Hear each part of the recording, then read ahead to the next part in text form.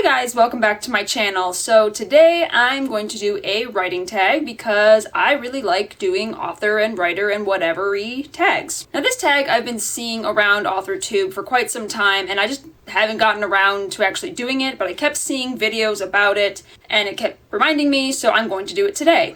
Now this is the Fearless Writer tag, which was originally created by Kim Chance and Edward Gray as part of a collaboration. So I'm just going to jump right into the questions, and I haven't really planned any of these. Like usually I read through the questions beforehand and at least come up with an idea, but I just feel like going for it today and seeing what happens. The first question is lies. What is the biggest fallacy you're telling yourself with writing/being a writer?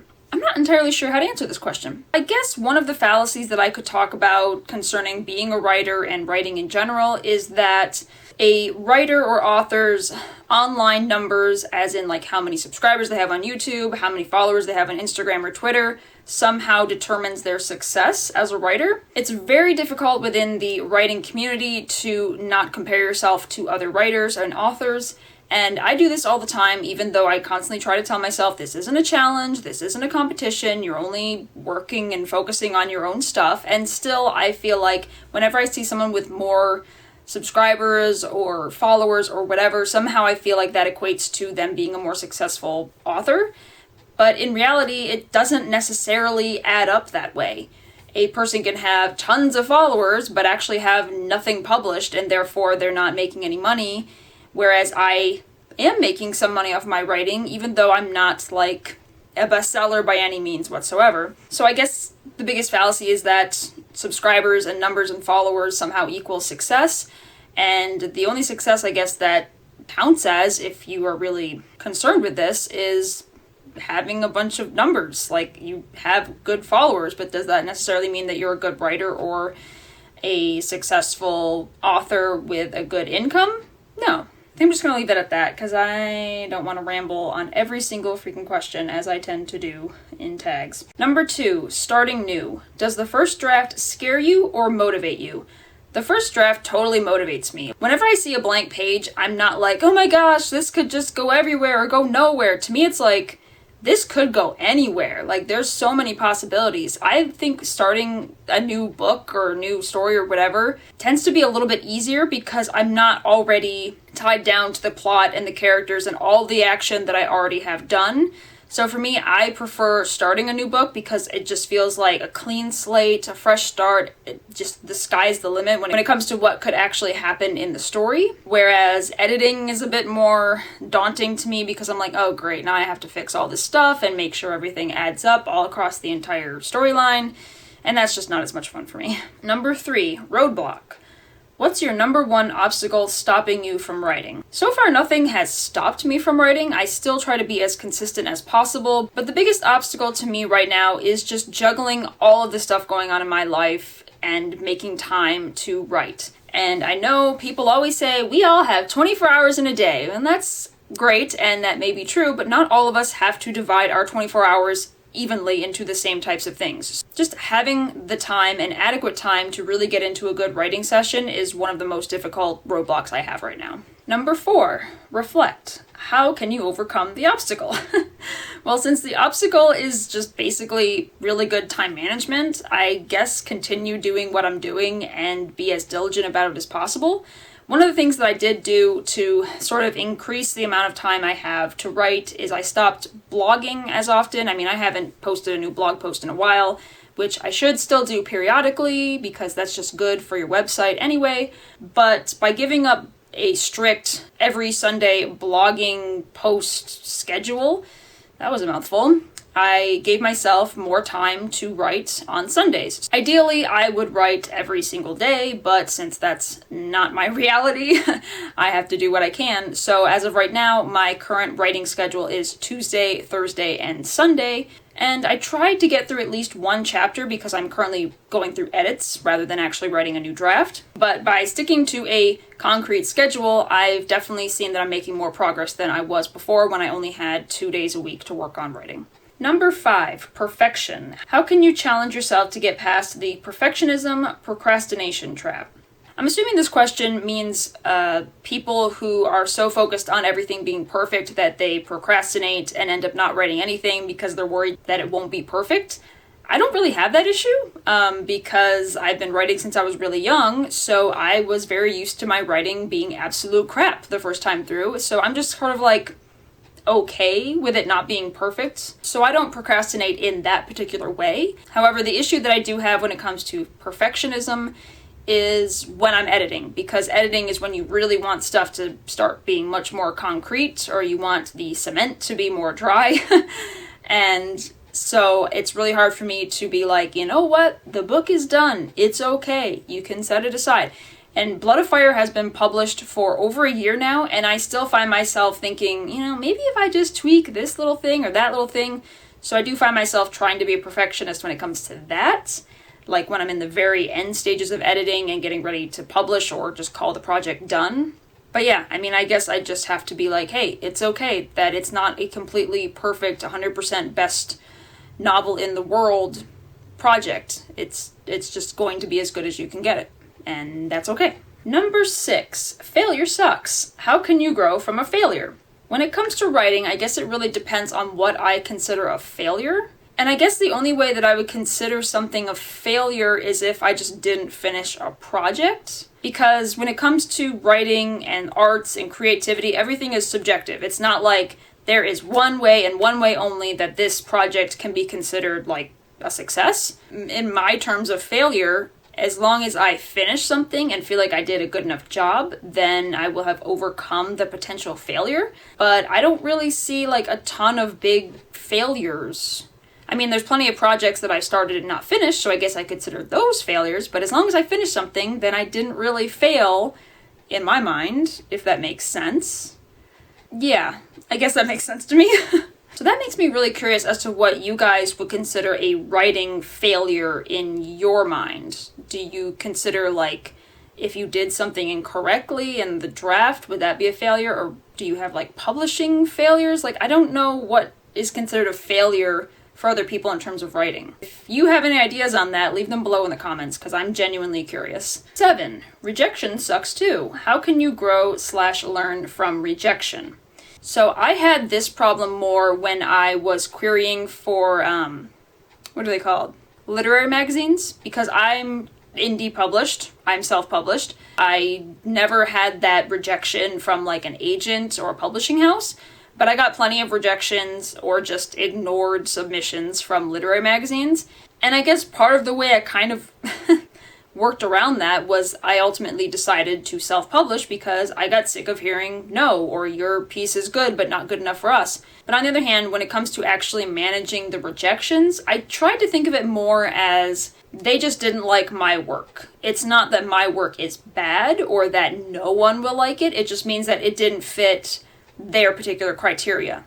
Especially when it comes to literary magazines, I get emails. I'm on an emailing list. I can't think of the name. It's got like a really weird long title, I guess, I can't think of the name, where they will send to anyone who subscribed to the newsletter, email, whatever, will get literary magazines and contests that are asking for submissions. I couldn't think of that for some reason. My brain is pretty fried. And a lot of those things will ask for very specific stuff, like we want short stories from African American women who live in Georgia. Like some of them are super specific. And of course I wouldn't submit to something like that because I don't fit that criteria at all. I just try to think of it as, okay, so this particular magazine does these sorts of things and publishes this sort of stuff, and mine just didn't quite fit the bill. That doesn't mean that I'm a bad writer or that that particular story or poem or whatever was bad. It just means it's not what they're looking for. So I try to think of it not as like a personal attack or saying something degrading about me or my writing. It's just not what they were interested in at that time. Did that answer the question? What was the question? My head hurts. Number 8, create action. How do you keep moving towards your goals? I think this ties back to just like being really consistent and having a schedule.